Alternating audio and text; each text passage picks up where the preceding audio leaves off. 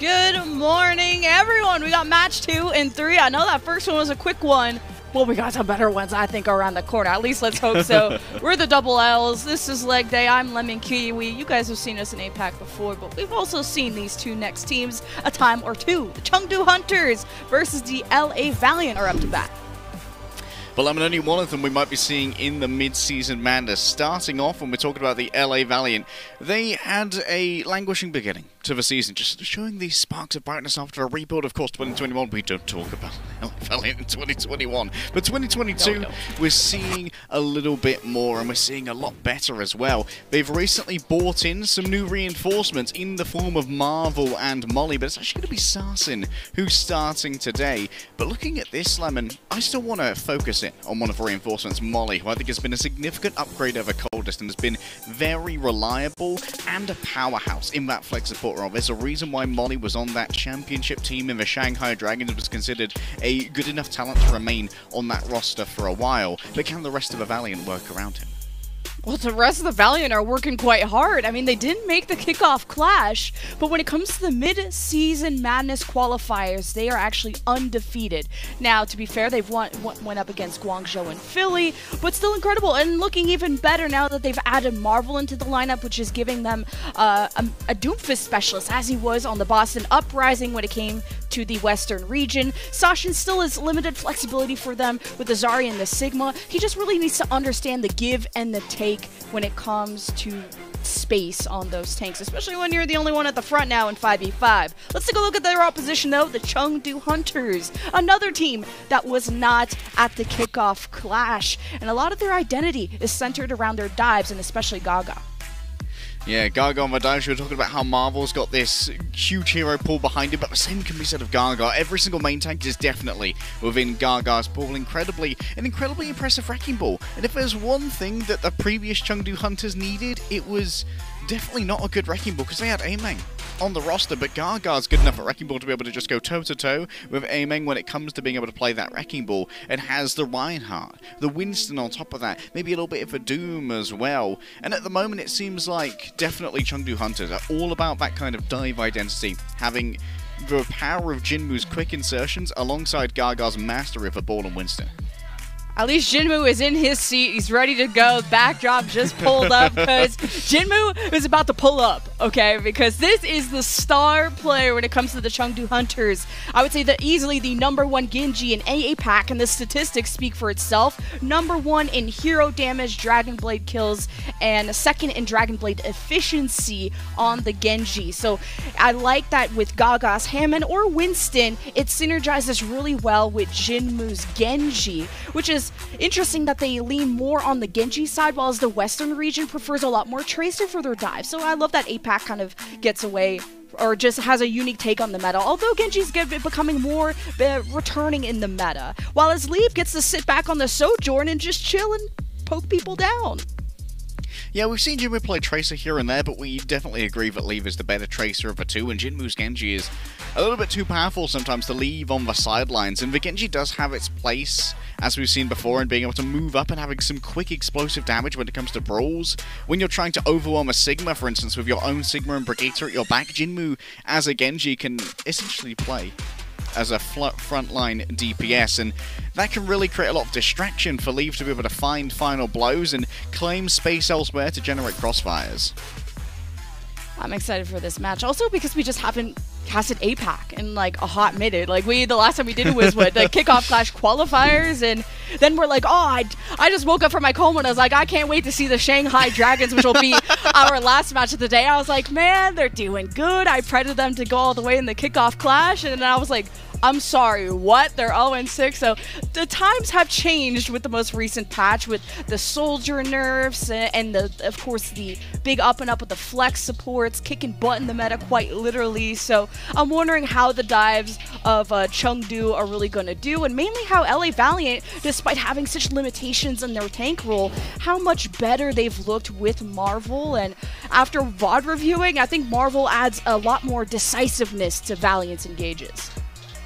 Let's have a look at our maps at Lemon to see where this one is going to be decided. Of course, we do have a preset map selection during the qualification for both Mid-Season Madness and for most of our tournaments, I believe. The loser picks comes in the tournament cycle itself, and we're in double push at the moment, so New Queen Street is going to be where we're beginning. Canada Day has passed, but today we shall be looking at the beautiful streets of Toronto, and this has been one of the places where I think we see a little bit more Tracer than Genji, but over in North America, where you and I have been hanging out a bit more, Lemon, we've seen some wacky things on New Queen Street, all about the speed and the power of moving in with a Sombra and a Tracer together and simply trying to outpace an enemy Doomfist, which is incredibly popular in North America. A little bit less Doomfist, it feels like, in APAC. Well, when it comes to both these teams, they've seen recent success on this very map. Just looking back at LA Valiant's history, they fully captured New Queen Street for the win against the Philadelphia Fusion in Week 7. That went all the way to a Game 5. And it was Sasha and Zarya with Easy Han's Sojourn, Innovation Sombra, and a Lucio Zen, which we don't get to see too often. And just recently with Chengdu, when they went up against the Charge just yesterday, it was Gaga's Hammond with Leaf Sojourn, Jinmu Tracer, and a Zen Ana.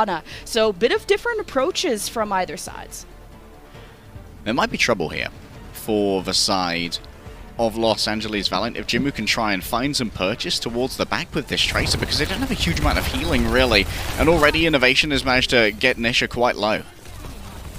Yeah, it looks like some good control of Statue with Sashin leading the way for the Valiant. He's a good brawler, and Gaga, they just want to ignore Sashin and jump on someone like Easy Han, who's going to be the easiest target. You know who's an easy target? Innovation, apparently, who's been slept already this match. But Easy Han has his back, snipes the supports of the Chengdu Hunters, and that's a quick fight for the Valiant. So let's have a quick look at the overall LA Valiant comp and what it means, what needs to be done. When you look at the explosive damage that comes out of a Zenyatta alongside Discord Orb and the speed of Lengza as well, it's short fights in the interest of the LA Valiant. They don't want to try and beat Monk in a protracted battle where he's eventually going to hit one of those Bardic Grenades and doom a member of the Los Angeles Valiant. Sarsen might even be saving bubbles to cleanse anti-heals in the midst of these as well. Still some good card push, 30 meters. Innovation with Mega Control, which is always a safe spot that the defensive team are going to take and keep, especially someone like Molly, who's been slept, quickly woken up.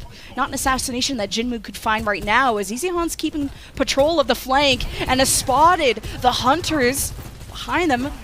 Doesn't look like he's too concerned. More getting towards the bot and counter-rotating to the left side as you see the Hunters grab the high ground. Innovation has hacks and packs as well, which keeps a good amount of territory control basically free for the LA Valiant. Gaga's taking so much damage before the fights even happen, but finally Sasa might be overwhelmed. Oh, Easy Han. He's charged up, he's got his sights set onto Monk and doesn't connect on that shot as Monk gives the nano over, but I mean, this is just pure death after the EMP from Innovation got them low, and a great finish for the Valiant as they continue to extend their lead. And I love how Sarsen's playing around the central Nexus terminal, Lemon, where that Mega Pack is. Hacked by Innovation, 250 HP, burst healing. This is going to be the first checkpoint capped. And sure, Innovation has fallen away, but actually that slowed down Chengdu on their way to contest. And the bot was going to be pausing here anyway for a quick scratch and to watch those bollards fall on down. And now there's so much to try and defend Valiant with both their support ultimates available. It's a hack. Jinmu, Pulse Bomb. It's just taking the card away. It's like taking candy from a baby, and Sasha does 100 energy. He could jump into this back line at any time, but knows the entirety of the Chengdu Hunters could turn around, but without Monk, they don't have a lot of healing, so it's just up to the Valiant to just go and rotate behind the Hunters and take the bot back and extend this past 57 meters. Now, there's still a ton of time left in the game, and the Hunters, they have the ults, and Gaga thinks it's winnable. He's using the Primal Rage and has already killed 2, and if he resets Sashin's energy here, he was close to 100. That's detrimental for the Valiant, but at least we see signs of life out of the Hunters. That's going to make Sashin a little bit less dangerous in these forthcoming battles, at least until he can generate enough energy to get back up to those higher numbers. For now, you can see that Jinmu is playing a little bit further forward, looking for these early engagements. The thing is, Innovation has such a freedom of information by being able to ping while in stealth and have a very well-informed dive for the Valiant. See some control for the Hunters. But I'm worried about Valiant taking angles around them. They're just going to try and poke Gaga down. Nisha is the focus of innovation, but Leave has his back. Nisha is able to keep the sound barrier. 5 versus 4 for the Hunters. They're trying to just get some push here on the barricade. Finally, Gaga just jumps inside of the gym, and Leave gets up in there too, and has already sniped one. There's no supports left of the Valiant, and now you can see Hunters at the 30 meter, and now will fight win. Will get close to matching the 57 meters and potentially even take a lead. Yeah, should be viable here to at least begin to grab that checkpoint. And of course, there is going to be a pause after it, which will be a important battle. Innovation poking away, really wants that EMP, only 20% away. Combining that with a Graviton again might be everything, but for now it's all about contesting and getting Sast into position to use that big grav. Oh, Gaga's so low. Monk has the Nano. Usually want to give it to the Winston, although I don't mind a Jinmu Nano if he's feeling like frying. See, Innovation was trying to lock down Jinmu. They both leave. There's the Nano onto Gaga. He's going after the supports. He's actually just a sniper boy. And forces out the Transcendence from Molly. Perfect patience. Now, how does Valiant use this resource? It's the Graviton catching 2 of the Hunters. Gaga is hacked and unable to use the Primal. Probably didn't want to anyway. As card control back to the Valiant, and Hunters never took that lead back, by the way. The focus fire on Leaf there was so important. I mean, killing him before Nisha's sound barrier came out was imperative. And that was because Innovation could do 40% more damage to the hacked targets as well. So they just evaporated Leaf. There was no overclock for that most important battle. Innovation continues to demand this. And look at that. Leaf has to use the leap. So now, or rather Gaga has to use the leap. So now his engagement is going to be weaker for a couple of seconds. Only a 6 meter advantage for the Valiant. They got some push, and now they're just going to try and play defensively. The top of this tunnel is such a great spot, a great position for Easyhan to not only have cover, but also have just angles above the shields of Gaga. Here's the sound barrier engage. Sashin gonna get especially aggressive. Easyhan overclocking. Jinmu safe in the shield only from now. Whips the pulse bomb on Easyhan, who slides past him as Sashin destroys the front line. But Gaga is peeling so well for his back line and actually just dove past, killed Langsa and Molly. So throughout this engage, I felt like Easyhan and Sashin had 2 different jobs and accomplished neither, and Hunters take the fight.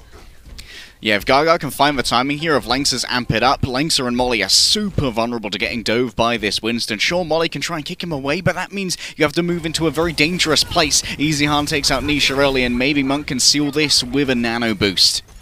Oh, Jinwoo's on the flank, and he's going after Molly, I believe, and he doesn't have Transcendence and leave. He pushes from the front. It's a pinch maneuver from the Hunters, who are so desperate to get that 6 extra meters to take back the lead. 3 minutes left, and a few more rounds of ults will happen. Sasha needs to play safe. 90 energy plus. He is a force to be reckoned with on the front line, and has to demand the attention of the Hunters, who have since left, even though Jinwoo is appearing in the back line. We're looking to see how Gaga is going to maneuver around this, and there is the dive from the Hunters, who have already dismantled Sasha and reset his energy, and no grav even came out.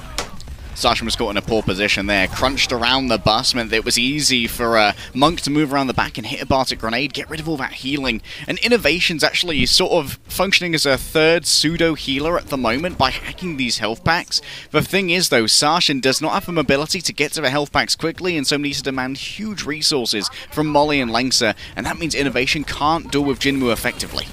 Oh, is Molly going to be forced to use Transcendence here? Yes, he does. Great pressure from Jinmu. Pulse Bomb doesn't stick, hoping to burst through that healing. And then Sashin, well, when Jinmu isn't able to kill and he has the Transcendence, Sasha gets to just laser everyone from front to back. And Hunters head for the hills. They do not want to be staggered at this moment. Only a 2-meter lead for the Valiant with 2 minutes left. With 2 minutes remaining. It's anybody's game still. Those 2 meters could prove incredibly fateful.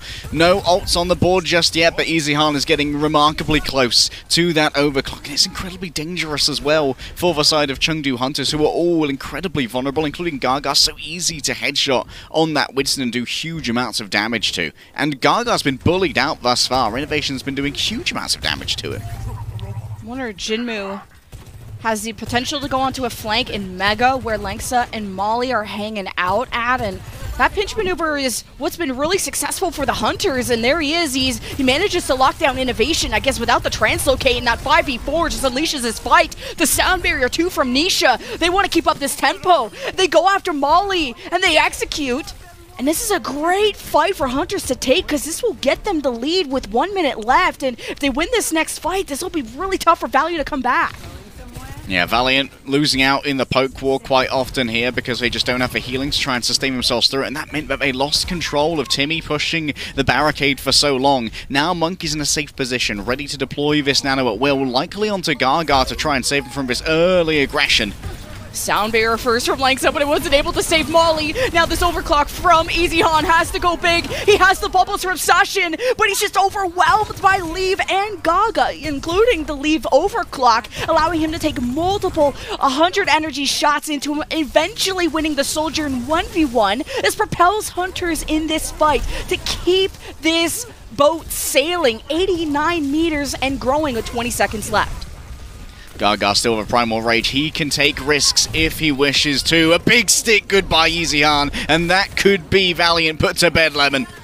Yeah, a couple of seconds left for Valiant to touch. This will be last fight. If they give it up, that's the first map for the Hunters. After really it was the Valiant that started off with a 60-meter push. And look how the Hunters have grown up. You got a 4v4. It's up to the Valiant to stay on the cart. It's overtime into effect. EasyHan is there on his own, but at least he has Molly's Transcendence. Innovation's EMP comes out. It hits all the remaining members of the Hunters, and they fall one by one. Monk and Nisha trying to get out and not get staggered, but Innovation is on the hunt. A great boot by Nisha, but you're just delaying the inevitable. Monk manages to get out. No EasyHan's on the flank, and these staggers could be really critical for the Valiant to get an edge. Innovation falling to that Disruptor field is going to be an issue. A 4 versus 4 here if Chengdu Hunters wish to engage in it. And remember, Gaga has the Primal Rage here, and it's overtime. So Timmy needs to stay attended to by the LA Valiant. If you can knock people off of this bot, that's a win. You don't necessarily need to kill them all. And all out of resources right now of the LA Valiant. It's got to be the vanilla mechanics. This is possible for the Valiant, but it's not looking good when you don't have any ultimates. Monk has a nano, but Gaga dies! What? Was able to use the Primal in time! Too much burst from the Sojourn player of EasyHan! Now what do the Hunters do without Gaga? Leave is hacked, taking extra damage from Innovation, playing safe. Innovation is going to try and stealth behind them, see if he can get any pressure on the Monk and Nisha. They know he has nano, and look how passive Hunters are playing. They have high ground, they just need to go for pokes. Now Gaga has returned, and the nano actually is given to Leave, who just presents himself on the barricade. Sashin is antied. There's no takes remaining for the Valiant, and Molly's gone too. EasyHan has to go absolutely feral with the overclock as bested Leave, but no other picks are coming out from the Valiant, and they were only 20 meters short. Overtime goes away, and the Chengdu Hunters will take map number 1. In the end, Lemon, that was all she wrote. When Sarsen had used both the bubbles on the cart, there was not enough healing to sustain him. Sure, in the middle of those brawls, when you could just duck in and out of battles and pick up hacked health packs, you had a little bit more sustainability as a Xayah. But when you're forced to stay on the robot, when you have to remain there on overtime and take the damage, a Zenyatta and a Lucio is simply not enough. Chengdu Hunters turned it around at the last moment, and Gaga's Primals have been something else. As few and far between as they have been thus far, they've both done incredible damage. Yeah, if he's able to stay alive against the burst of the Sojourner, but we've only seen that not work out a few times. But good heads-up play from Monk to also nano Leave at the very end, who I feel like has been getting the edge on the Sojourn duels against EasyHan. But Chengdu Hunters take map 1. And will this be the case after this break? We'll find out.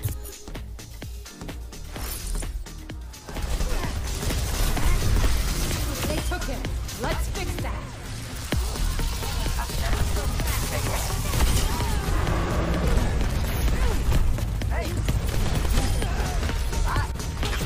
Escorting the robot. Move.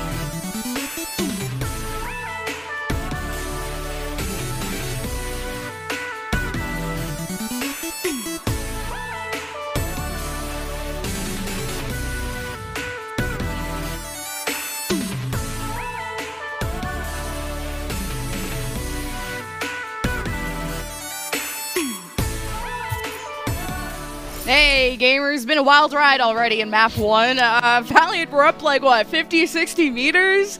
And it's gone. And the Hunters took the map at the very end. Pretty back and forth, but a great momentum push at the very end. But it's a different map now. It's a different map, and we got different tanks coming in. Yeah, it felt like there was a lot of focus onto Gaga during that previous map, so it was just like, okay, take a rest, Gaga. Chengdu Hunters have subbed him out.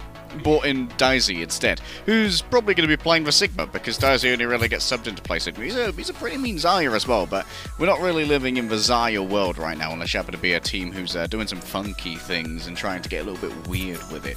Elsewhere, other substitutions we have coming in right now, Marvel going to be rejoining the Los Angeles Valiant. We're expecting a lot more Marvel today, I think a little bit less of Sarshin, and Dia joining as well, which means the double hit scan is likely on the horizon here. We're going to be heading over to Circuit Royale, so I'd expect to see the double hit scan here, maybe even double sniper. If Dia wants to pick up the Hanzo instead, EasyHan remains in, and EasyHan's been seeing a lot more usage during the mid-season madness compared to Kickoff Clash, where it was mostly Dia and Innovation.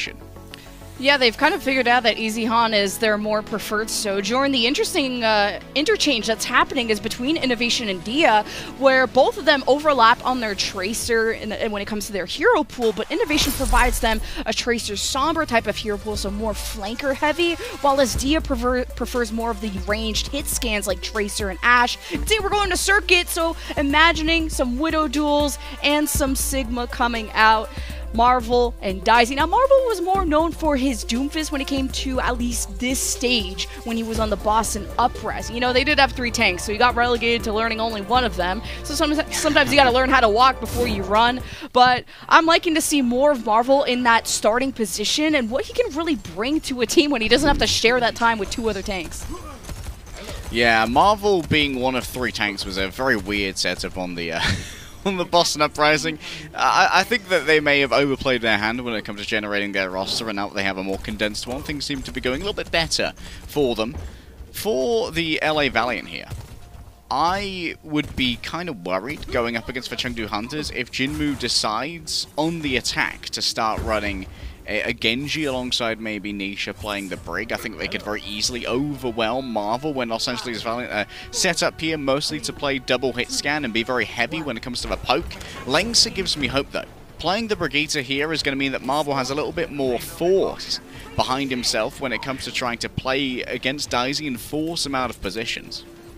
It's also not too bad having a cardboard box for a shield. You know, if you want to rotate from one side of the street to the other and you don't want to get your head blown off, it's kind of nice to have that shield. It's gone. You know what? It's great if Lemon, you use it. You were saying. It's great if you use it, but hey, I mean, Leave hits those shots. I don't know what to say. Just trying to be eco-friendly, man. Can't be using the power of that shield when it's not necessary, you know? Keep those energy bills low. It's bloody expensive these days. EasyHan, just taking these quick peeks here, looking for pings here and there to keep their teammate informed of where Leave and Jinmu in particular are. Ooh, that's charged up boy, EasyHan. Yeah, you're doing that off the Sigma shield, looking pretty nice, and he gets to swoop into the right side and pick people off and look just on top of Jinmu like that. He's got the Brig right behind him with Inspires, so there's a ton of healing from Valiant when they're in this brawl phase, while as with the Zen Bap from Hunters, they prefer more of the ranged duel. They like to be as socially distanced as possible, but this has been quite a trek for the Valiant as they have just captured A. Yeah, you said that they prefer to be distant, and that's exactly why the swaps are being made here. This is what I wanted from the Chengdu Hunters. Jinmu on the Genji. He's first in hero damage on Genji. He's bloody good at this. A really good brawler, and Nisha moving over on to the Brig now. This means that Daisy is going to be a lot more difficult to run over, and Marvel might have to stop in his tracks when looking for these duels. Oh, it's a double hit scan, though, from Valiant. That's going to be scary. Hunters have to be smart with their rotations, trading up the shields with Daisy and Nisha. as Dia is pretty far away and wants to make sure of that, and just mainly understanding the space between him and Jinmu and not being dashable. Getting quick packs too is important with Langsa. Jinmu presents himself on the right, has used deflect and dash, and didn't get the reset until the very end. Trades it 1-to-1, which isn't awful, but Valiant are missing too, and mainly Langsa. That's a bulk of the heals gone, and Marvel's just gonna suffer because of that. So, Hunters still hold the high ground, and this is a great spot for Leave. Yeah, you're happy with this trade as well. Means that Los Angeles Valiant have lost one of their main tools for momentum in the form of that overclock, and it's given Monk time to generate a Transcendence, which is going to be so important for dealing with Marvel's Flux here. One of the things that needs to be thought about, though, is how you're going to stop Dia from headshotting everyone when they're in the Gravitic Flux and instantly killing them before the Trance can heal them. So if you're Marvel here, you're looking for squishies to put up in the air. Valiant just have to hug that right side too, because that's what's scary, is like you're pointing out that Leave is just going to shoot everyone, so they got to stay out of line of sight as much as they can. There's the grab flux, but this time from the attack of Marvel, and it forces out the Transcendence of Monk. Now the response from Daisy, Molly with the same thing, Transcendence up, Jinmu dashes through, didn't get an elimination, is caught in the red zone, and just with his pants out, of course he's going to die. There's no DPS left for Hunters, but Valiant don't have Langsa, very limited heal, and they need those resources if they hope to bulldoze their way to walk uphill quite morally and physically against the Hunters. But as soon as Easy Hunt distances himself, he gets some great picks, maybe gets too confident, swooping on in front of Monk like that, but Valiant could go for a point B push here. Daisy played things a touch early there. Forcing out the trance from Molly was so important, but a lot of the healing was done while people were still in the air and vulnerable. Leave's been isolated now. Chengdu, if they contest, it's 4 versus, well, 4 for a little bit, Lemon, until Easyhan returns. Marvel is just in deep. He's smelling Christmas presents. Like, yeah, it looks cool killing Leave, but how are you going to get back from that adventure, huh? There is no rewind button, so the blade from Jinmu solely used to make sure Marvel couldn't rotate back and just had enough burst to not get packed up by Langsa too. So Valiant without Marvel are just left unprotected from all the damage that could be coming from Leave, especially the headshots. As Jinmu has already seen Langsa and the supports on the left, Marvel has returned, and I don't think Hunters knew that. Marvel snuck up, and here's the Valiant push, a 5v4. You got the grab flux from Marvel, catches most of the Hunters, but Monk is fragging out. The amount of picks this Zen has gotten is insane, but it's not enough to save the defense, and Valiant eventually cap. A game of percentages, Lemon. When that Gravitic Flux came out, Monk was at 98%, and while he may have been fragging out, was a couple of orbs shy from being able to save the team from the onslaught of the Valiant, who continue to roll on forward. Now, 3 minutes is quite an egregious time bank, to be honest. When it comes to third point of Circuit Royale, usually that first point drains quite a bit more than it did on the Chengdu Hunters defense. And now Chengdu, they've got to decide what kind of location they want to leverage to make this battle work. It looks like they're going to get very aggressive here and try and force out Marvel early into the crosshairs of Leave, who's playing the Crossfire from Pool. It's really important for Valiant to get control of this high ground, just to have better line of sight onto the pool window, which is a power position for the defense, and just forcing them out of that and being able to rotate on coast, so important for the attacking team. So it's a bit of a stalemate between both Sigmas, but Valiant had control of the cart. Jinmu had to be there to contest. Transcendence from Hunters to allow them to safely rotate back to the front of the cart, but Valiant matched that and used it a bit later. There's still a leftover rally. Langsa and Nisha are going to match that. Marvel's been stunned up, and it's up to Daisy and Marvel to truly end this fight the old-fashioned way with a grab flux. Now that no support ultimates are available from either side, and Jinmu might miss that support with his blade 30% away. Marvel pulls the trigger first, catches Nisha around the corner, mostly safe. It chunksters some of the armor, and Daisy gets his grab flux canceled. A huge play from Marvel, but he's gonna pay the ultimate price with his life. And Langsa doesn't have a shield. He's caught out in the open. A good flail and Inspire buys time, but at this point, Valiant are just staggering. And with a minute 35 left, every second counts. And when it comes to the timing here, Lemon, the more time you spend in combat with Chengdu Hunters, the worse it is, because Jinmu is just out-damaging Easyhan so thoroughly. Double Pulse Bomb here means that Easyhan's just like, okay, I'm going to pressure the cart. Has to be very careful about Leave's respawn, but Leave's actually moved over onto Sojourn here instead, so no instant pick potential. This is bad. Nisha's dead! How did Easy Hunt just turn this entire fight around? The double pulse bomb into killing Nisha? How are Hunters gonna get this back? Well, at least you shut down the blade. It's a 1-to-1 trade, and Marvel's dead too. Valiant are probably gonna have to take flanks because they just can't afford to take any poke without Marvel present. Lynx is gone too. There's just barely any healing and no shielding for the Valiant. This could have been an incredible push to the end, and I mean almost a C9, but Hunters have been able to stabilize and they've warded away the Valiant.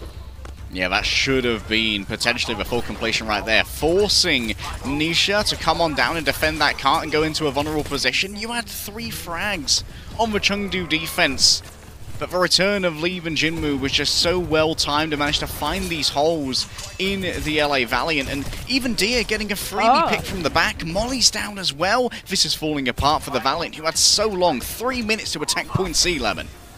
Just wondering how Molly is even getting picked. Maybe he was sitting on the high ground and Marvel's on the low, so the shield not covering the backline too much, but Valiant are just poking away with the Hanzo. They'll have a bit more shield break and especially access to the high ground of Pool, but just couldn't hit the shots, gets Leave, and the burst of the Sojourn's too much. It's a number advantage for the Hunters, and the rally kicks things off. Marvel is getting bullied and shoved into a locker, getting almost his lunch money stolen until Molly uses the Transcendence to bring him back to full, and you need him alive. Marvel has the grab flux. All of the Hunters are there. 3 are lifted up, and 3 are slammed down, but it's the Hunters that are still fragging out. Monk is like the 3rd DPS of this defense, and the Valiant are removed from the car and will not be able to complete the map. Feet of Fury, Lemon. Monk gets 2 melee kills in the midst of all of that, and Daisy also has a flash of brilliance, gets stuck by the Tracer, and decides that it's a do-or-die moment, actually uses the Griddick Flux to fly the Pulse Bomb away from the rest of the team, because Chengdu Hunters were so tightly packed up there. Here's Easy Han getting themselves for a double. This is when Jinmu came to try and have a defuse. I'm coming, Leave! And we're leaving together, baby. It's like, oh, shiny, what's that? Give me a look at that. No. Oh, that was a cool pulse bomb. Just like, yeah, an unlucky dash at the end of that. That Easy Han pulse almost got them the cap. And I'm surprised that they didn't, because they killed Nisha. They have a 5-on-4. They have Hunter's backs against the wall. And then it's gone. So they even traded 1-to-1, I think, with Jinmu's blade, which I think ended up removing Lengsa, and Valiant not having, just Marvel is just getting focused down too much too, which just means the poke of Hunters is so lethal without a shield standing in their way. So Hunters were able to turn around some fights that looked real sketchy. So let's have a quick look at how these comps are going to stack up. This is with the assumption that Chengdu Hunters stick to what they're currently showing. And this means that Easy Han and Dia, they are on a strict time limit, Lemon, to get this opening pick. Because when Jinmu, Nisha, and Daisy reach Marvel, they will overwhelm him. The frontline damage with Jinmu just being able to spam away those shurikens into a large target is simply too much, which means Dia and Easy Han, they are essentially trading Marvel's life and resources, his survival, for time to find these picks. Jinmu just climbed over the building and is just on the flank. He's gonna dash to safety, and the Valiant don't know what to do after they've lost Molly. There is so much confusion of looking at, wait, there's a Genji behind us, wait, there's people at the front, what are we supposed to do with the Valiant? They just fall like dominoes. What a player from Jinmu, and completely illegal. Of course, you don't have to use a Maywall and Sim to do that. You can just use your hands. Wow, a legal maneuver. Signed off by the Lemon Kiwi legal team. Sure. It's safe, boys. It's safe. Los Angeles Valiant forced to back off around this corner. They're going to want to try and take this zone again, but Easy Han being picked off early by Leave is very bad news. Well, at least you have the Brig v Brig, and Leave is picked off too, and he's just on the low ground. Now he's going to take a power position on the stairs, and Valiant are just not going to bother to even contest, unless Marvel wants to just Leroy Jenkins from the high ground. I just don't think that's going to be the case, so Hunters get a free cap, and Valiant are going to hold the better position of the high ground, and Leave said, well, I'll meet you halfway, Anakin. What was that aim? That was a wild flick from Leave. Send him to the hospital. His wrist is now powder. Jinmu, once again, just choking away all of this space. And remember, Los Angeles Valiant, they don't have a heal in the back of that garage anymore, so we can only back off so far, and they have to try and make some dangerous rotations across open ground where Leave can start to snipe them. Speaking of which... Well, Leave has arrived for the Hunters, back-to-back first bloods, and Hunter, it just doesn't stop. It just, hi Mom, hi YouTube, hi Reddit, it's Leave here. Just everyone get into the backpack for the Hunters. Now the grab flux just to finish this off quickly before reinforcements come back. Dicey gets in the kill feed too, and Hunters are winning fight after fight, and Valiant, I don't think they can recontest. That feel when Leave hears you saying former MVP. No, mate. Current MVP. So many beautiful shots already hit right here. Of course, waiting on this Infrasight for a while until either Dia forces it out with a defensive Infrasight, or Leave can find a position where they really want Los Angeles Valiant to back away just a touch. Now moving into third, 5.5 minutes. Lemon, surely this is infumbleable by the Chengdu Hunters. Oh, we gotta look up a dictionary for that. Fumbleable. Uber's gonna rip our heads off when he wakes up in the morning. So, well, the Hunters, I mean, they have the ults. You could just rally Blade here, or you want to try and bait out Molly's Transcendence first. Depends how you're feeling. 5 ults from the Valiant. Who's gonna pull the trigger first? Expecting Marvel with the grab flux. It's usually what's in store. Infrasight, both teams especially know who's on the pool power position there for the Valiant, who on the Hunters are rotating on the coast side. This is very important information for the Infrasight.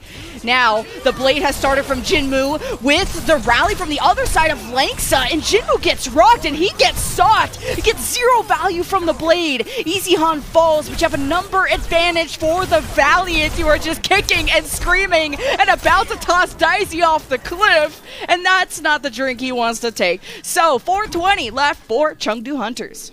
Langsa, though, so much value off that rally. I think that Chengdu Hunters tried to be a little bit too economical for their own good there, Lemon. A Transcendence or a rally just to keep Jinmu alive during that Blade. Because Chengdu Hunters, they played that. They forced out the whip shot from Langsa that would have been a massive impediment to doing serious damage with that Blade. And then Jinmu comes in from the back. It was so well set up, but they tried to overplay their economic hand and so were under-resourced for the fight at the pool. Now they need to siege into this zone without a Blade, and that's going to be much more difficult.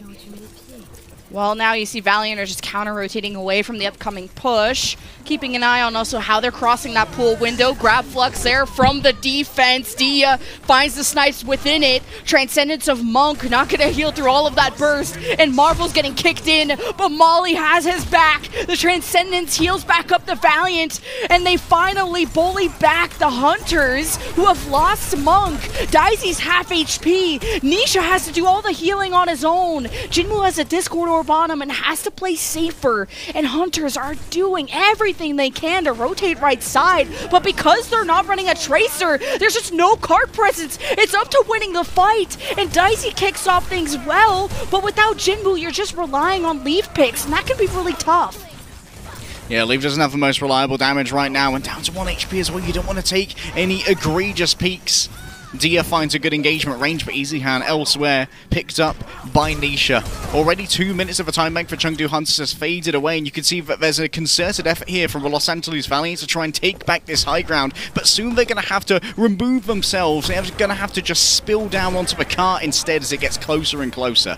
Jinmu realizes, like, he just can't play front to back against Marvel. He's getting rocked every single time. He's barely getting Blade value, as you're not expecting the 5k, you know, without the Nano. This is an Overwatch 1. So Jinmu's actually pushing the cart and has got it to almost the very end, leaving Hunters within 1 fight territory to win the map and go to series point. Jinmu's Blade, he's right in front of Marvel, has to dodge the accretion. He sidesteps it around the pillar, goes right after Langsa, finishes him off. And there's no Molly Transcendence. And I mean, I don't even see Molly in this at all, but Jinmu has located the target, but EasyHan finally has a presence on this map, has killed 2. Nisha's still up, but without Dicey, there is no one to heal. What a turnaround for EasyHan and the Valiant. EasyHan What a double that was found, and still has a Pulseman in the back pocket as well. Sure, Marvel may have overcommitted a touch there, using the Gravitic Flux, knowing that there was such an advantage when it came to the spawns for Los Angeles Valiant compared to the Chengdu Hunters. But I said at the beginning of this, Lemon, 5.5 minutes for third, surely it's infumbleable. Chengdu Hunters might just have done that. 2 blades now with admittedly very little value. Jinmu had some excellent movement to kill Lengsa, but that means that Lengsa didn't feel the pressure to pop the rally in the previous round because he was dead. And now they can use that to rebuff aggression up at the pool. Valiant are just playing at the back of their spawn. Hunters don't really want to push the card if the Valiant are going to be on the high ground, but someone is there from the Hunters. The box of victory in sight is probably Jinmu pushing it as, oh, it's actually Leaf who's traded that off with Jinmu. Jinmu wants to be involved in the fight, has already dove Dia. Now Molly holding on to the Transcendence. Lynx has already used Rally. Now the Transcendence second. A ton of resources for the Valiant, including respawn advantage. Hunters have to live. The Grapplix plus the Transcendence of Monk. Surely that's enough for the Hunters to out-pressure the Valiant. Dia heads for the spawn room doors. He dodges the accretion. Molly's on his own, and Jinmu's on his back. And Molly finds himself on his back as the Valiant hope to just touch one last time, but it's too little, and it's too late. The Hunters have taken Circuit Royale and go to series point. Despite a valiant attempt from Los Angeles on the defense there, draining away a 5-minute time bank. Poor Molly, I think, just broke a second too early when it came to the Transcendence Lemon, and then towards the end of the Transcendence, threw himself off the high ground towards the car to support whatever duel was happening down there, and that meant it was easy street for Daisy to get value from the Flux. Marvel was put up in the air, bought low, and slams down into the ground without a single healer to sustain him, and with the main tank gone, the rest of Los Angeles Valiant could be picked apart piecemeal by the Chengdu Hunters.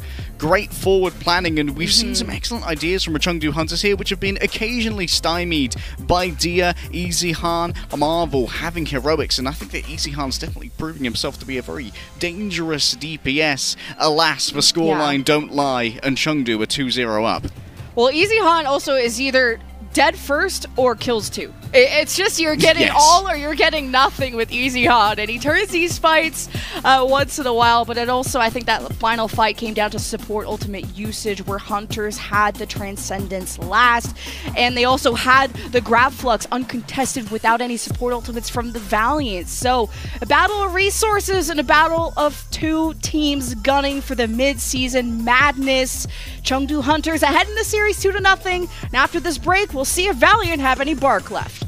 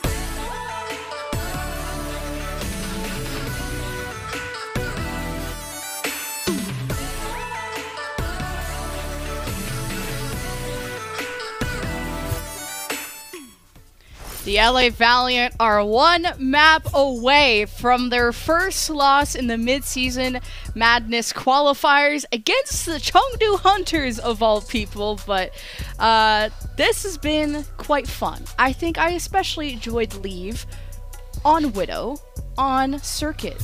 He just put on a show. What can we say? Why are we here?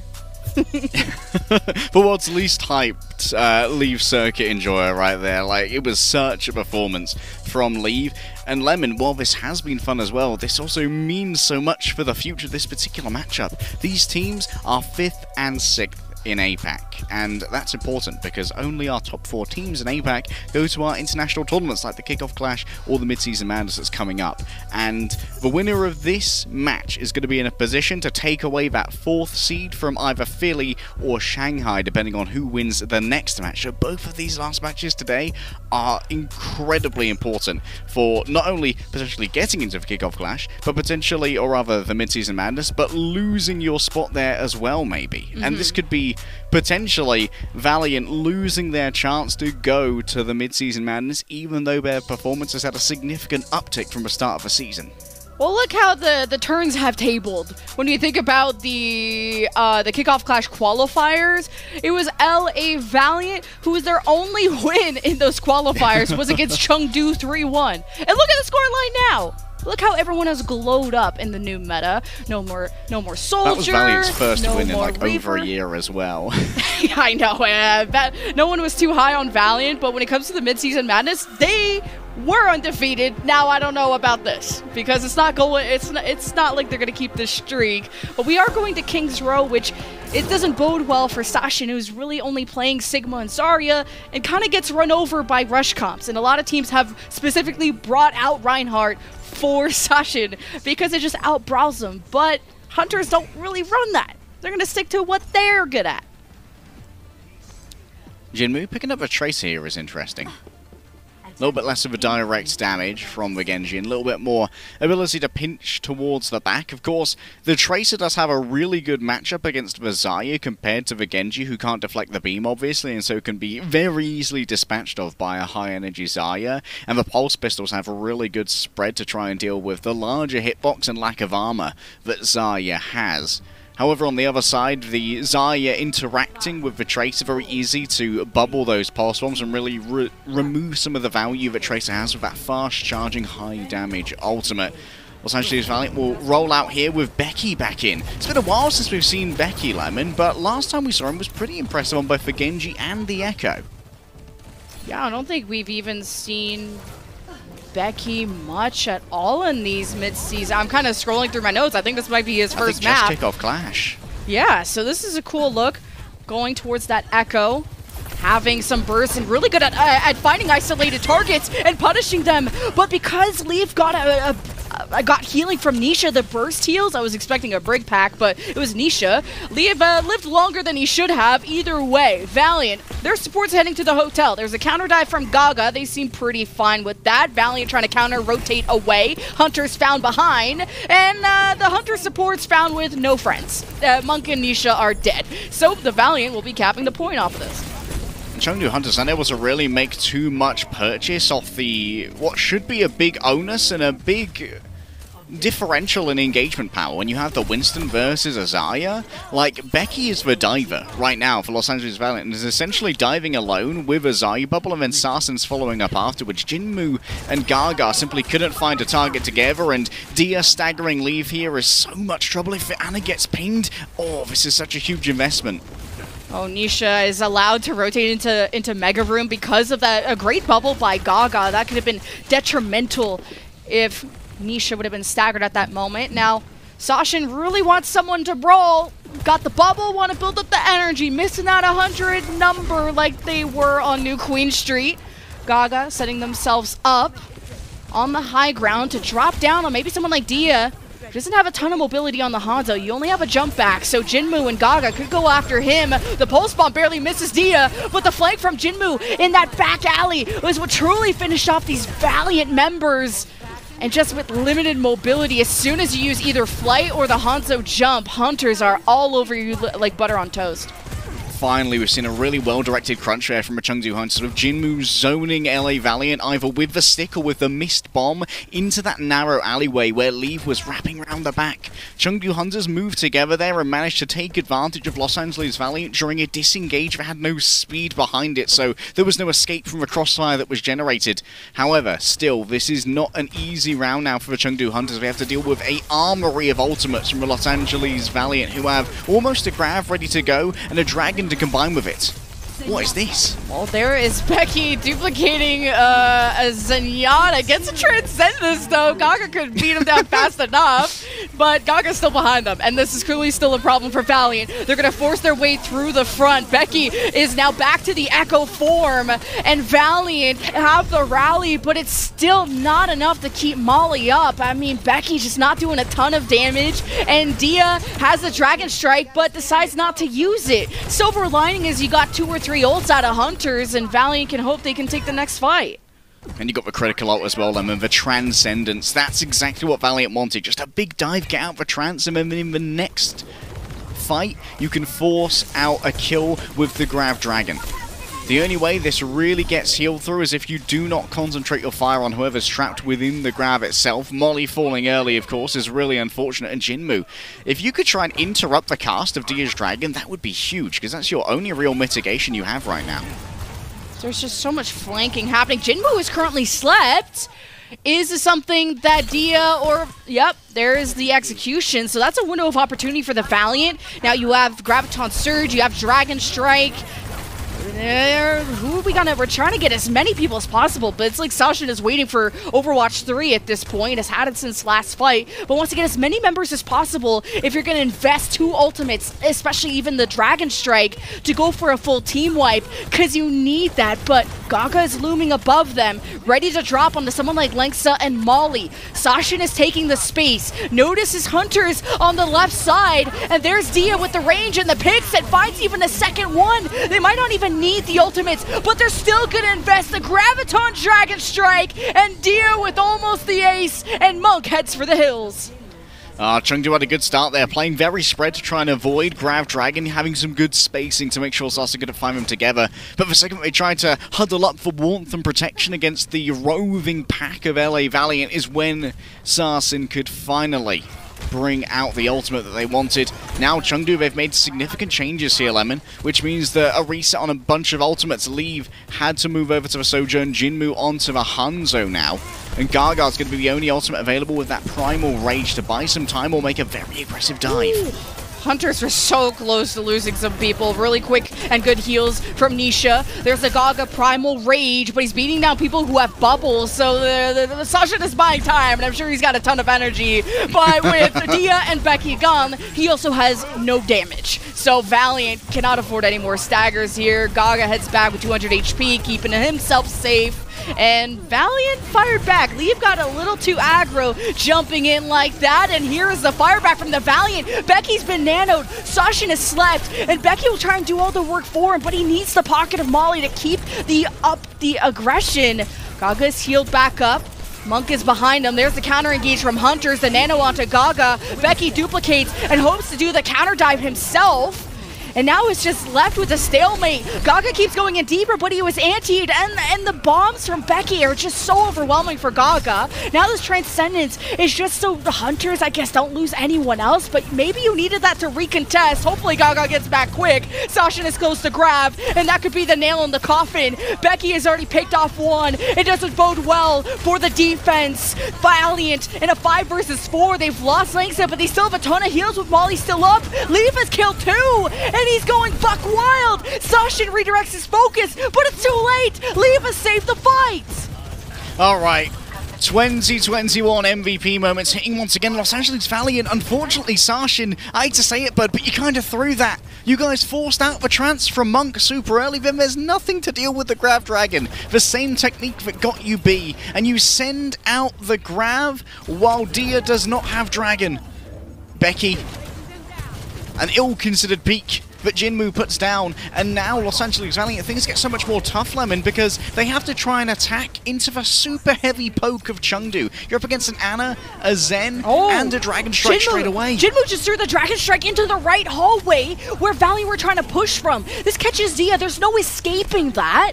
Even though Dia got a nice pick before, this is just Hunters finding the window of opportunity off of a great awareness and great play from Jinmu. And now you invest the Primal and you get more stagger kills. This is shaving so much time off the Valiant bank.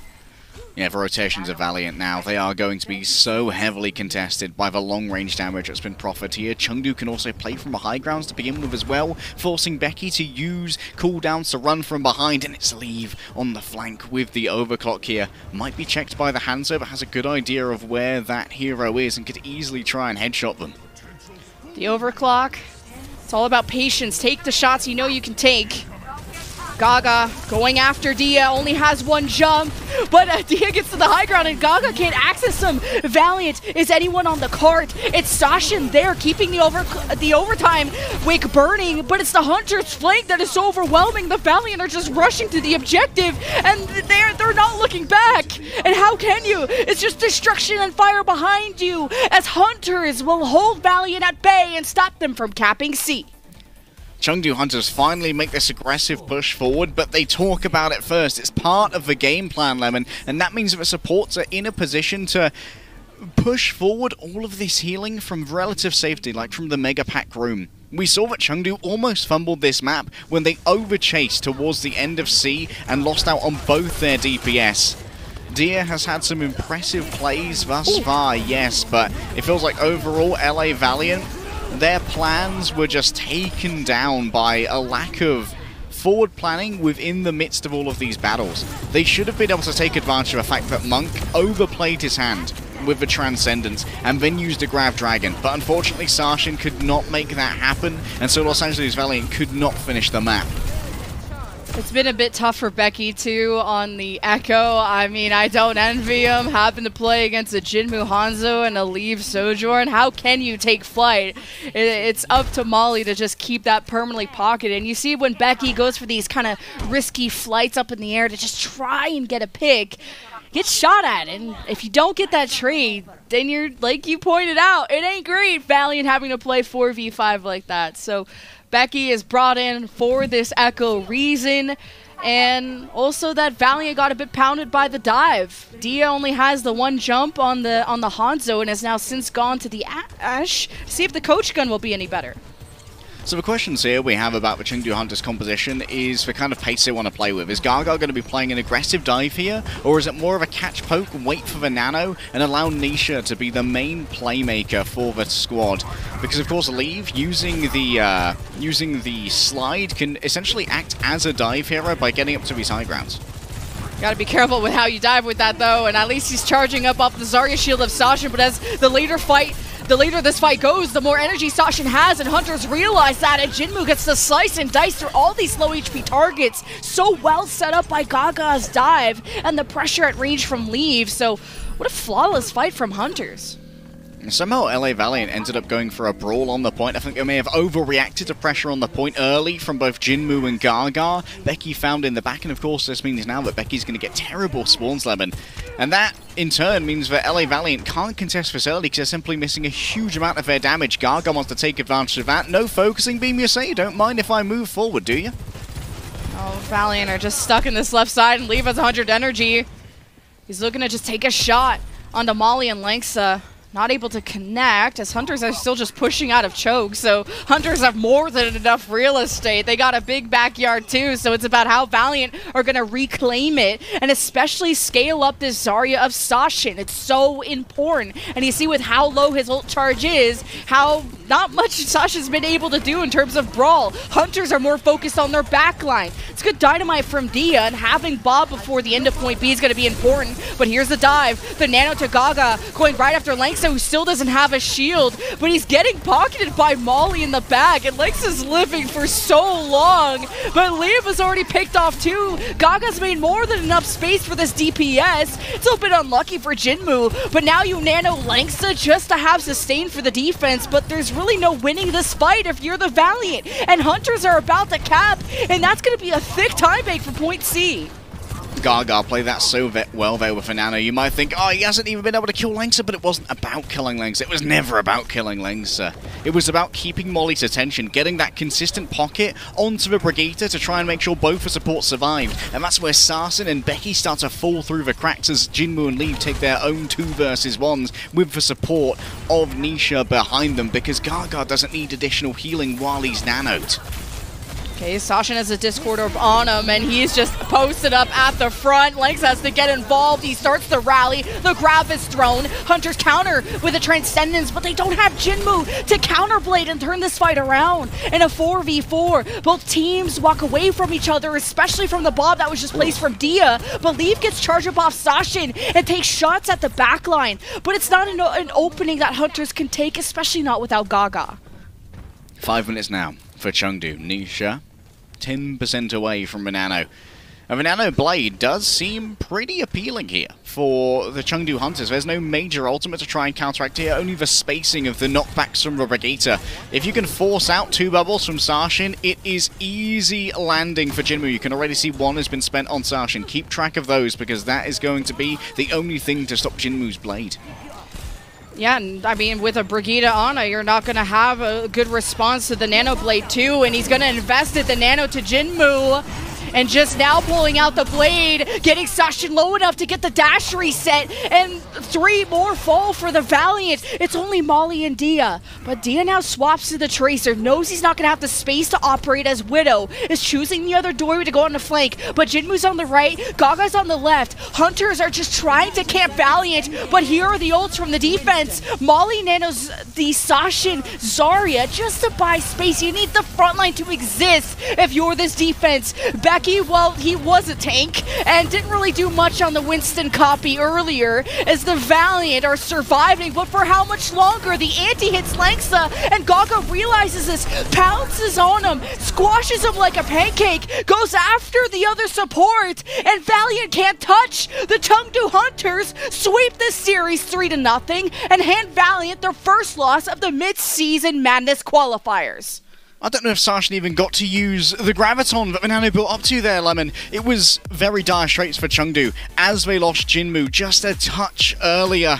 Went too deep, too early, and we had this split from the Chengdu Hunters to try and lock down both of the exits, and that was so important. Gaga put up so much pressure on that left-hand exit from the attacker's perspective that both the duplicate from Becky and the Nano onto Sashin had to be used to try and force him out of that zone, and so much damage was done as well from Gaga cleaving through 4 that he instantly got the Primal Rage and was able to stay around for a lot longer when we saw just how much damage that could deal to Molly, who got absolutely battered in that final fight. I mean, the dive ended up working out. I originally thought it was just so for it just to go rush, but I forgot that the entire Hunter's identity is behind Gaga. The win condition of nanoing him or Jinmu if he has the blade, and because Lengsa and Molly chose the Brigitte Ana, there was no Transcendence to mitigate that blade. So I was surprised that this was a 3-0, to be honest, and with Chengdu being in 5th place, being 4-5 before this match, they will go to 5-4, and now it'll all depend on how Fusion and Shanghai's match go to determine who's going to get that 4th place spot. But there was one player that just massacred this match in the best of ways. Your player of the match, of course, is our boy Leave from the Chengdu Hunters. MVP killer, whether it be on the Sojourn or the Widowmaker, Leave had himself a game today. And that was so important to do, because of course, Dia, one of the more legendary Chinese DPS, but Leave has always been considered the big boy when it comes to representing China on the stage for damage heroes. And today was a showcase, admittedly. This was one of the crunches that I was talking about that really showed me how Chengdu Hunters are playing this dive composition at the moment.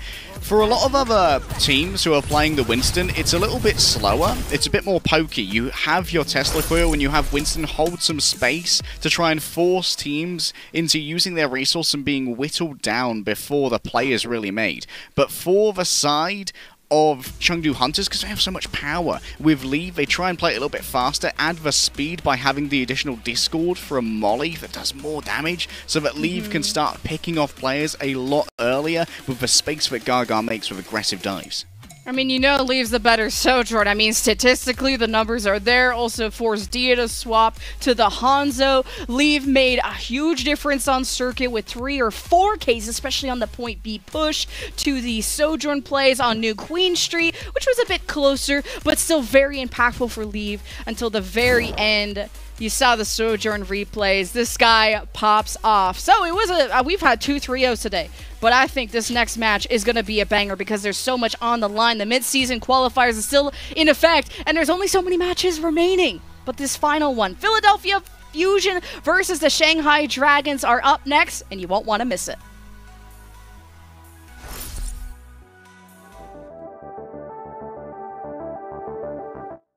The Overwatch League.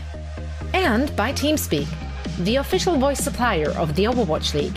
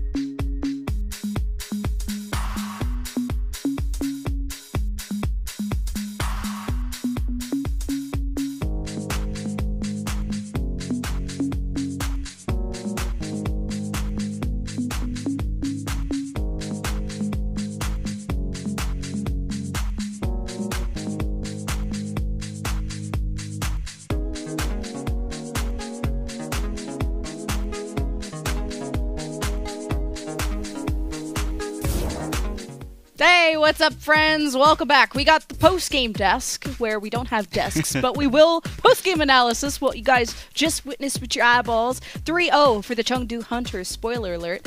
And we were expecting a bit of a closer match just with where the stakes are at, but even with Valiant's addition of Marvel, just wasn't enough to propel them to even a singular map win, giving them their first loss of the mid-season qualifiers. But I know you and I were discussing about how great it is to watch the Hunters dives, especially off of setting up Gaga for success, whether it is with the Nano or just with the resources in general. But our biggest interest was about Jinmu's Genji. We talked about how he's the number one Genji in APAC when it comes to statistics, but just how important that burst is for Jinmu to be on Genji versus a Zarya, which is more popular in the West when it comes to what you would accompany a dive with. But Jinmu's burst on the Genji, having the dash, right-click, melee, makes it so that he can finish off targets before Sashin can bubble them. I want to talk about a specific point on Circuit Royale that really illustrates how much value Jinmu's supposed to get it close on the Genji, but in this case actually didn't. And that was the first fight for the pool area, when Chengdu Hunters were attacking into LA Valiant's defense. And what they were actually doing is they were moving around the outside of that area, Lemon, and they were basically baiting Lengsa into trying to get an environmental kill using that whip shot, because they know that, hey, if Daisy is peeking this and Lengsa sees that, he's going to use the whip shot, hoping for, oh, if I insta frag for tank, if I insta frag for tank, I win the fight, right? And that's me being a hero for my team. Trying to force that out so that Jinmu could wall climb up the back and come through the window for the right clicks and the blade after that was the overall win condition in the mind for Chengdu Hunters. And I think it would have worked out if they'd actually invested properly in that fight instead of getting a little bit greedy and going for the blade instead. But Chengdu Hunters, they are showing to have a really good understanding of how to enable that Genji. I just also prefer the adaptations from the Hunters versus the Valiant, just thinking about how the Hunters tackled Circuit Royale when they had Jinmu Genji. Now, this is not really a cart pusher. This is someone that wants to get up there, up and personal, while as a Tracer is more able to cycle between the cart and the fight. So now going for a Genji, he was able to do that. So great adaptations right there. And even Leave got on the cart as the Widow. While as the Valiant adaptations also involved putting Molly on the Ana instead of the Zen, so not having the Transcendence against the wave of ultimates, especially the Jinmu Blade, made it so Valiant just had no answer to the Jinmu Blade, and also made it so Jinmu could actually get the Nano, because often enough teams will not invest the Nano in the Blade, and it's not going to be as flashy. I'm not going to have to scream as much, because why invest two ultimates when one Transcendence will counter it? But now that there's no Transcendence because Molly goes Ana, then it's a free Jinmu Blade. But then what was the Ana Molly serving? They were nanoing Becky, which wasn't making a lot of waves for the Valiant. Yeah, it might have been that they were trying to play a little bit more of the Ana there. I'm just postulating in my mind, because I do agree that I think the Zen works out a little bit better when you know you're going up against the Genji so often. But it might have been that because Sashin doesn't have a huge amount of staying power as a Zarya, that you're trying to get more single target, like point healing, into Sashin as a Zarya, so he can stay on the point for longer, because as a Zarya, because you don't have any real mobility, we saw that Becky sort of became the primary initiator. And that means that you're often going to be putting both of your bubbles onto the Echo and can't use as many for yourself to try and play for the energy and the survivability. And that might be why there's additional stress on Molly to go over to a point healer like the Ana, who can just keep that tank up for a while longer.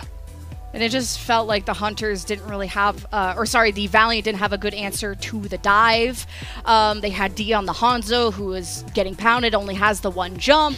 And then Becky's up in the air, and as soon as he's down on the ground, that's when Gaga would dive in. So Valiant tried to play their own game, which I don't blame them, because they were undefeated up until this point, but Hunters had the solution, and they had the changes to constantly adapt in this series, hence why they went 3-0. So congratulations to the Hunters, but their chances in the mid-season madness qualifiers all depends on how this next match will go. Up next, we have the Philadelphia Fusion versus the Shanghai Dragons. They're getting in their seats right now, so I hope you stay in yours, and I hope you got some popcorn and maybe some scrambled eggs, depending on if it's breakfast or lunch or whatever, and we'll see you guys after this break.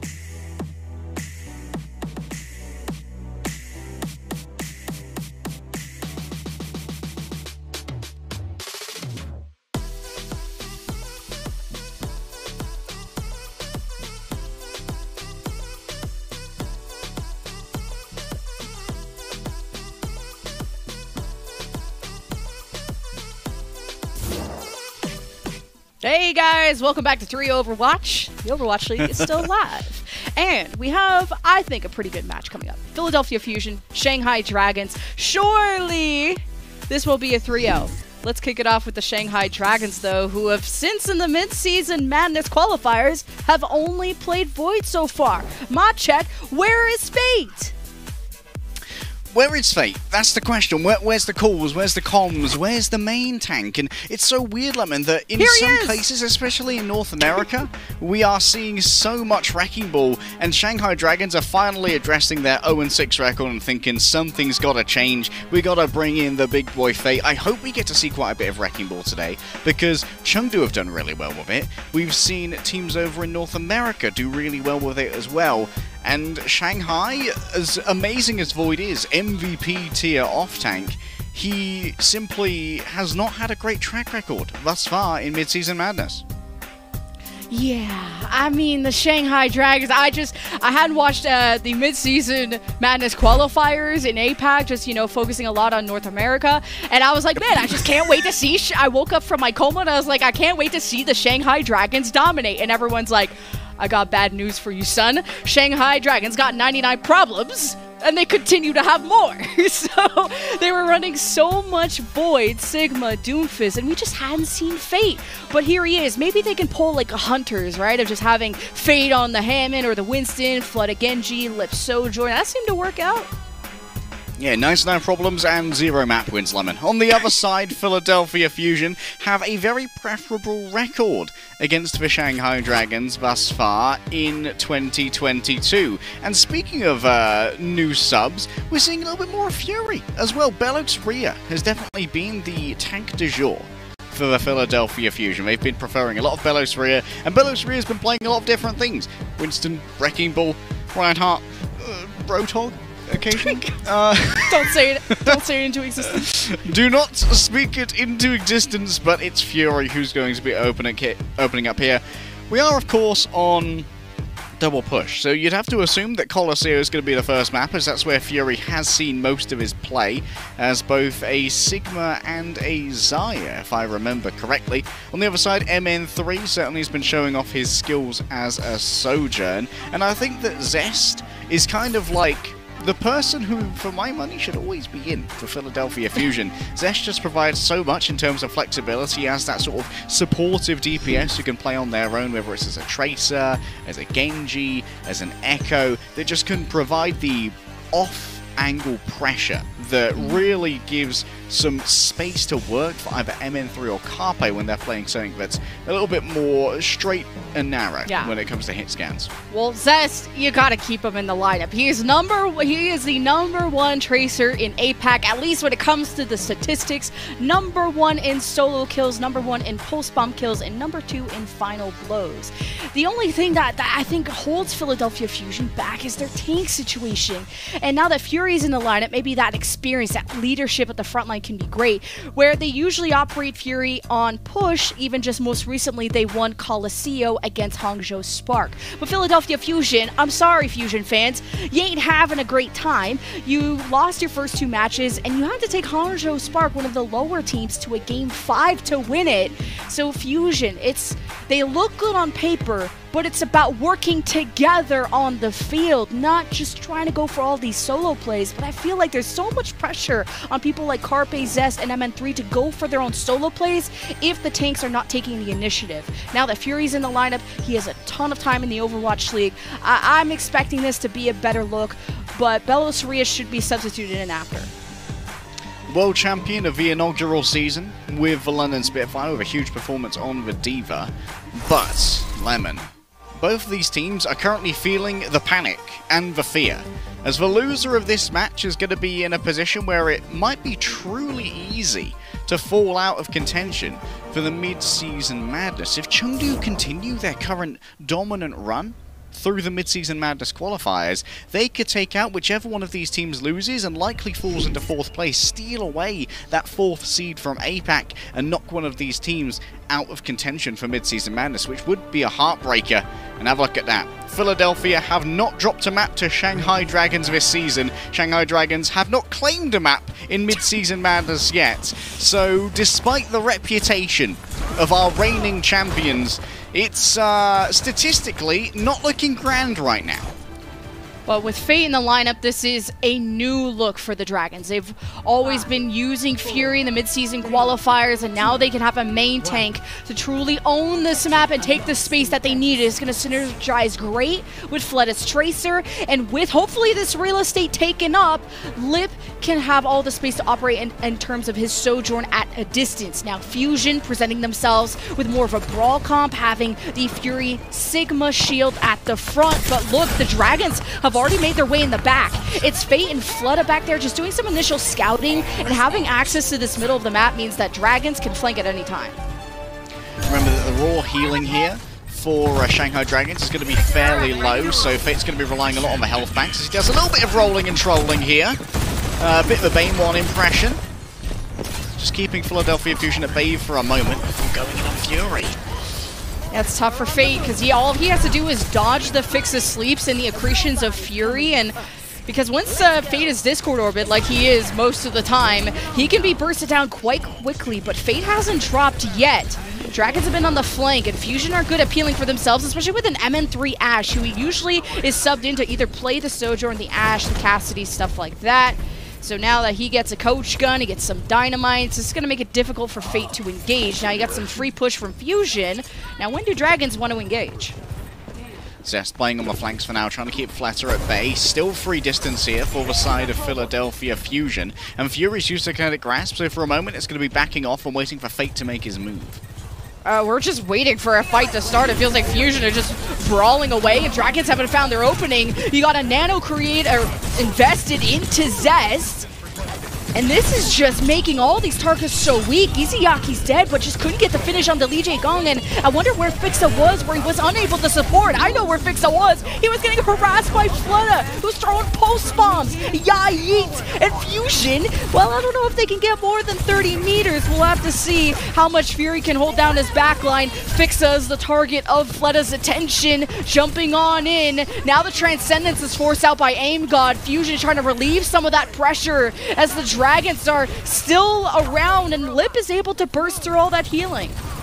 The trance was there, but the DPS wasn't. Philly, they put the Nano onto Zest, but I don't think they're in a great position to really do anything about that. Lee Jae-gong managed to just do-si-do around a pillar, use that physical cover to stay alive, and the rest of Philadelphia Fusion, they're so slow, Lemon, they can't focus a target with a Genji.